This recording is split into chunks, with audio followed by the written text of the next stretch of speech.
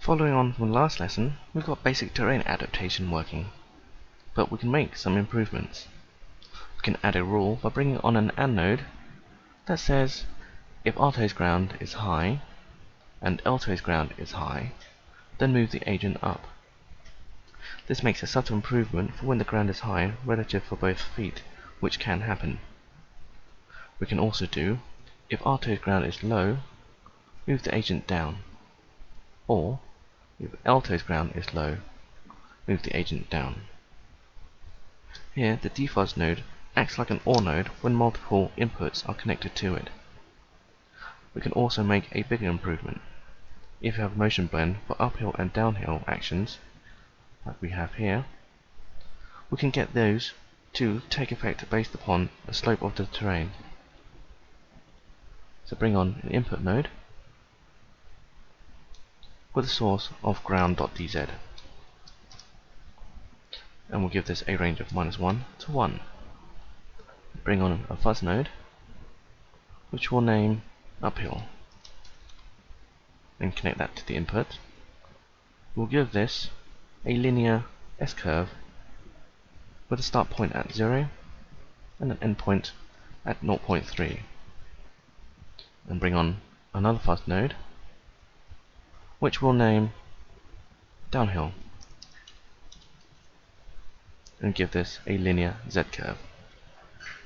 And we'll give this a start point at -0.3 and an end point at 0.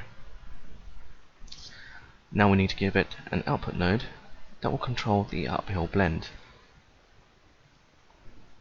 So in a channel box, type walk, which is the name of the walk action, and we need to add an arrow, which is made from a dash, and the greater than symbol, which is shift full stop. Now we need to add walk underscore up, which is the name of the walk up action. So this means blend from walk to walk up, and all we have to do now is connect uphill to the output node, which we'll name walk uphill blend. We don't need anything in between because the output from the uphill fuzz node is 0 to 1, and the required input for the blending is 0 to 1. Here we can copy and paste the output node for uphill, which we can use for the downhill output. All we have to do is go to the channel and change walk up to walk down, and update the name to downhill blend. And again, we can connect the fuzz node to the output without anything in between.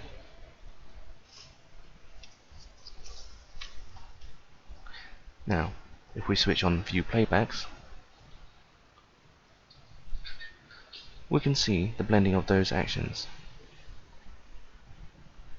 You may notice some slight popping here, but this is due to the blends happening directly proportionally to the slope of the ground.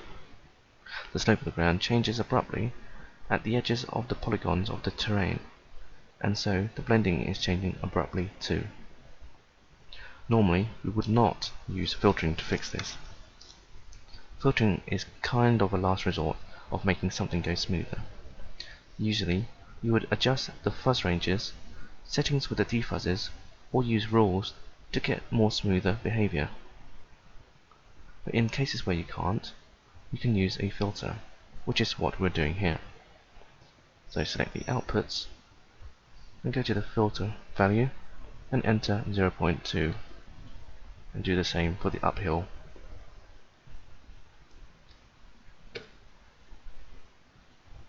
Now you can see we get a smoother blending between walk and walk up, and walk down.